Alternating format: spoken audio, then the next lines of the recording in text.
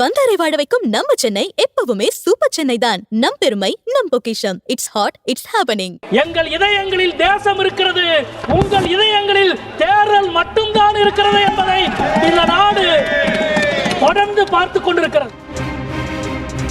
ஜனநாயகத்தின் கோவில் இந்த நாடாளுமன்றம் என்று சொன்னார். சரி, கோயிலுக்கு வாங்க என்று நாங்கள் கூப்பிடுகிறோம். கோவிலுக்கு வர இவ்வளவு பயப்படுகிற ஒரு பிரதமரை நீங்கள் கொண்டிருப்பது சரியா, நியாயமா? ட்ரம்பினுடைய பேச்சுக்கு எதிராக எந்த எதிர்வினையும் ஆற்றாதது இதுவெல்லாம் சர்வதேச அரங்கத்தில் இந்தியாவை ஒரு கோழை நாடாக கொண்டு போய் நிறுத்தி இருக்கிறீர்கள் என்பதை நாங்கள் இங்கே குற்றம் சாட்ட கடமைப்பட்டிருக்கிறோம். மாண்புமிகு அவைத்தலைவர் அவர்களே,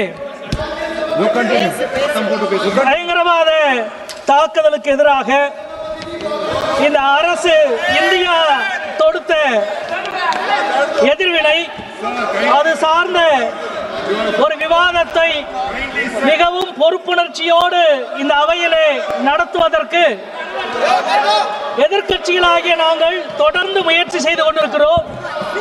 இந்த முயற்சி இன்றைக்கு நேற்றைக்கு அல்ல, கடந்த 2 மாதங்களாக இந்த முயற்சியை எதிர்க்கட்சிகள் பொறுப்புணர்ச்சியோடு நடத்தி கொண்டிருக்கிறார்கள்.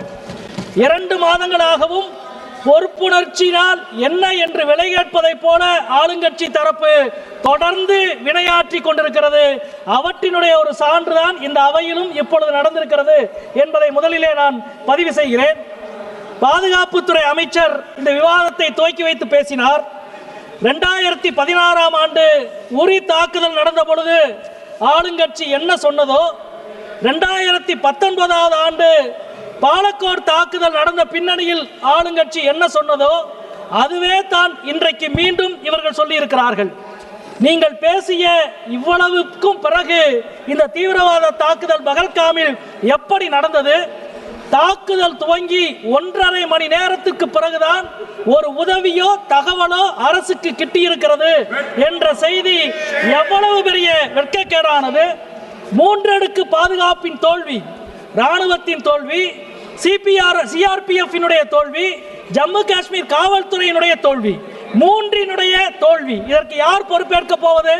அதிகாரிகளா, அமைச்சரா? ஒரே தேசம் ஒரே தலைவர் என்று நீங்கள் சொல்லுகிற மாண்புமிகு பிரதம மந்திரி அவர்கள் இதற்கு பொறுப்பேற்க போகிறாரா? யார் பொறுப்பேற்க போகிறார்கள்? நீங்கள் ஆட்சிக்கு முன்பு வரை நடந்த எல்லா சம்பவங்களுக்கும் நேருவிலே துவங்கி மன்மோகன் சிங் வரை பொறுப்பேற்க வேண்டும் என்று சொல்லுவீர்களே, இப்பொழுது நீங்கள் யாரை கையை காட்டப் போகிறீர்கள் என்ற கேள்வியை நாங்கள் எழுப்ப விரும்புகிறோம்.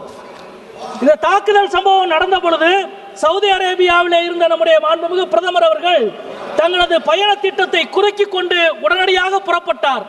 நேரடியாக பகல்காமுக்கு போக போகிறார் என்று நாடே எதிர்பார்த்தது. நேரடியாக காஷ்மீருக்கு போக போகிறார் என்று நாடே எதிர்பார்த்தது.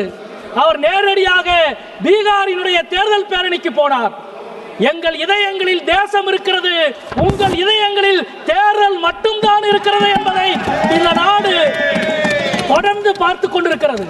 அது மட்டுமல்ல, சிறப்பு நாடாளுமன்ற கூட்டத்தொடரை கூட்டுங்கள் என்று மீண்டும் மீண்டும் நாங்கள் கேட்டுக்கொண்டே இருக்கிறோம். பிரதமர் என்ன சொன்னார்? ஜனநாயகத்தின் கோவில் இந்த நாடாளுமன்றம் என்று சொன்னார். சரி, கோயிலுக்கு வாங்க என்று நாங்கள் கூப்பிடுகிறோம். கோவிலுக்கு வர இவ்வளவு பயப்படுகிற ஒரு பிரதமரை நீங்கள் கொண்டிருப்பது சரியா, நியாயமா? ஏன் அதுவும் சிறப்பு வழிபாட்டுக்கு வாருங்கள், சிறப்பு கூட்டத்தொடருக்கு வாருங்கள் என்று மீண்டும் மீண்டும் கேட்கிறோம். இங்கே வராமல் பீகாருக்கு போய் பிரதமர் பேசுகிறார். கற்பனை செய்ய முடியாத தாக்குதலை நாங்கள் நடத்துவோம் என்றார். நாங்கள் எதிர்பார்த்து கொண்டிருந்தோம் கற்பனை செய்ய முடியாத தாக்குதலை நடத்துவார் என்று. நடத்தினார். யார் நடத்தினார்? அமெரிக்க அதிபர் ட்ரம்ப் நடத்தினார். கற்பனையே செய்ய முடியாத ஒரு தாக்குதலை. இந்த பிரச்சனையில் அதிகமாக தோல்வி அடைந்திருப்பது உள்துறை அமைச்சகமா அல்லது வெளியுறவுத்துறை அமைச்சகமா என்ற விவாதத்தை இந்த அவை நடத்தி கொண்டிருக்கிறது. எதிர்க்கட்சிகள் ஆகிய நாங்கள் IMF சர்வதேச நிதியம் பாகிஸ்தானுக்கு கடன் கொடுப்பதை இந்தியாவால் தடுக்க முடியவில்லை. IMF நிர்வாக குழுவில் 25 நாடுகள் இருக்கிறது. ஒரு நாடு கூட இந்தியாவுக்கு ஆதரவாக வாக்களிக்கவில்லை. உலக அரங்கில் இந்தியாவை தனிமைப்படுத்தி வைத்திருக்கிறீர்கள் நீங்கள் என்பதை இங்கே நாங்கள் சுட்டிக்காட்ட விரும்புகிறோம். அதே போல பாலஸ்தீன பிரச்சனையில் ஐநா தீர்மானத்திலிருந்து விலகியது, ஈரான் மீதான தாக்குதல் பிரச்சனையில் சாங்காய் ஒத்துழைப்பு அமைப்பினுடைய கூட்டறிக்கையில் கையெழுத்து போடாதது, ட்ரம்பினுடைய பேச்சுக்கு எதிராக எந்த எதிர்வினையும் ஆற்றாதது, இதுவெல்லாம் சர்வதேசிய அரங்கத்தில் இந்தியாவை ஒரு கோழை நாடாக கொண்டு போய் நிறுத்தி இருக்கிறீர்கள் என்பதை நாங்கள் இங்கே குற்றம் சாட்ட கடமைப்பட்டிருக்கிறோம். எனக்கு முன்னால் பேசிய மரியாதைக்குரிய முன்னாள் அமைச்சர் அனுராக் தாக்கூர் அவர்கள் குறிப்பிட்டதை போல இந்தியாவின் நிலைப்பாட்டை உலக நாடுகளுக்கு சொல்லுவதற்கு அனைத்து கட்சி குழுவை நீங்கள் அனுப்பினீர்கள். நாங்கள் எங்கள் கட்சியில் இருந்தோம், எதிர்க்கட்சிகள் எல்லாம் அதில் பங்கெடுத்தார்கள். என்ன விசித்திரம் தெரியுமா? உங்களால் கடந்த காலங்களில் யாரெல்லாம் தேச துரோகிகள் என்று சொன்னீர்களோ அந்த தேச துரோகிகளில் பலர் எதிர்க்கட்சி குழுவில் பங்கெடுத்தோம். ஏனென்றால் எங்களுக்கு முக்கியம் தேசம்தான். அது மட்டுமல்ல, ஒவ்வொரு குழுவிலும் 1 அல்லது 2 இஸ்லாமிய எம்பிக்கள் பங்கெடுத்தார்கள். பாஜக ஆட்சிக்கு வந்ததுக்கு பிறகு இஸ்லாமிய எம்பிக்களுக்கான பிரதிநிதித்துவத்தை கொடுத்திருக்கிற முதல் விஷயம் இதுதான். அதை கொடுத்தவர்கள் எதிர்க்கட்சிகளாகிய நாங்கள். நேற்றைய தினம் நம்முடைய மரியாதைக்குரிய பிரதமர் அவர்கள் தமிழ்நாட்டுக்கு வந்து சோழர்களுடைய பேரரசை நினைவுபடுத்தி சோழர்கள் நடத்திய போரையும் ஆபரேஷன் சிந்தூரையும் இணைத்து பேசியிருக்கிறார். நான் ஒரு வரலாற்று மாணவன், வரலாற்றை அறிந்த ஒரு எழுத்தாளன் என்ற முறையில் சொல்கிறேன். சோழ பேரரசு, ராஜராஜன், ராஜேந்திர சோழன், இந்தியாவில் இருந்த ஒரு பேரரசு கடல் கடந்த வெற்றியை பெற்றதென்றால் அது சோழ பேரரசு மட்டும்தான். அந்த வெற்றிக்கு என்ன காரணம் தெரியுமா? ராஜராஜனோ ராஜேந்திர சோழனோ தான் நடத்திய எல்லா போரையும், தான் ஆரம்பித்த எல்லா போரையும் அவன்தான் முடித்தானே தவிர பக்கத்து நாட்டு மன்னன் முடித்து வைக்கவில்லை. மோடி துவங்கிய ஆபரேஷன் சிந்தூரை முடித்து வைத்தது அமெரிக்க அதிபர் ட்ரம்ப் என்பதை 25 முறை சொன்னார். ராஜராஜன் ஆரம்பித்த போரை பக்கத்து நாட்டு மன்னன் முடித்ததாக சொல்லி இருந்தால் முதலில் அவன் கதையை முடித்திருப்பான் ராஜராஜனும் ராஜேந்திர சோழனும். எனவே இன்றைக்கும் கூட இந்த இடத்திலே நம்முடைய மாண்புமிகு அமைச்சர் அவர்கள் விவாதத்தை ஆரம்பித்து பேசினார். ராமன்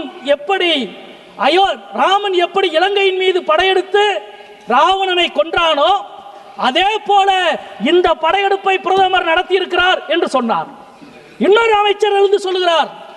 என்ன சொன்னார்? சிசுபாலனுடைய தலையை வெட்டுவதற்கு சுதர்சன சக்கரத்தை கிருஷ்ணன் பயன்படுத்தியதை போல பிரதமர் பயன்படுத்தினார் என்று சொல்கிறார். ராமன், கிருஷ்ணன் போன்ற கடவுள்களை எல்லாம் உங்கள் தோல்விகளை மறைக்க கடவுள்களை இவ்வளவு மலினமாக பயன்படுத்துவது நியாயமா? ஆத்திகவாதிகளின் மனம் புண்படாதா? இந்துக்களின் மனம் புண்படாதா? மிக வேதனையோடு நாங்கள் இங்கே கேட்கிறோம். மாண்புமிகு பாதுகாப்புத்துறை அமைச்சர் தனது பேச்சில் ஒரு முறை கூட மறந்து கூட கர்னல் சோஃபியா குரேஷிக்கு ஏற்பட்ட அவமானத்தை, அவமதிப்பை மத்திய பிரதேசத்தினுடைய உங்கள் எம்பி விஜய் ஷா பேசியதை கண்டித்து ஒரு வார்த்தை பேசவில்லை. ஏன்? அதே போல பகல்காம் தாக்குதலின் போது சுற்றுலா பயணிகளை காப்பாற்ற குதிரை ஓட்டி தன் உயிரை கொடுத்தான் அதில்ஷாவின் வீரத்தை பாராட்டி ஒரு வார்த்தை நீங்கள் பேசவில்லை. அது மட்டுமல்ல, ஒரு அதில்ஷா அல்ல, தீவிரவாதத்துக்கு எதிராக நூற்றுக்கணக்கான அதில்ஷாக்கள், ஆயிரக்கணக்கான அதில்ஷாக்கள் இருக்கிறார்கள் என்று உணர்த்தியது காஷ்மீர் மக்கள். அந்த காஷ்மீர் மக்களினுடைய ஒருமைப்பாட்டை அங்கீகரித்து ஒரு வார்த்தை நீங்கள் பேசவில்லை. வேதனையோடு நாங்கள் சொல்லுகிறோம், மத ரீதியான வேறுபாடுகளை பயங்கரவாதத்தை வைத்து அதிகரிக்க முடியாது என்பதுதான் இந்தியா சொல்லுகிற செய்தி. அதுதான் இந்தியா. அந்த இந்தியாவை உங்களால் ஒருபோதும் பிளக்கவோ வெறுக்கவோ முடியாது. நாங்கள் வெல்லுவோம் என்பதை சொல்லி முடிக்கிறேன். நன்றி, வணக்கம். எக்கச்சக்கமான இன்ஜினியரிங் காலேஜ், ரியல் எஸ்டேட்டின் அசூர வளர்ச்சி, ரசிச்சு ருசிச்சு சாப்பிட அப்பப்பா எத்தனை ரெஸ்டாரண்ட், ஏராளமான டாக்டர்ஸ், லேடிஸ் சேஃப்டிக்கு ஸ்பெஷல் பஸ்னு கலக்குது நம்ம சூப்பர் சென்னை. இது ஃபியூச்சர் சென்னை.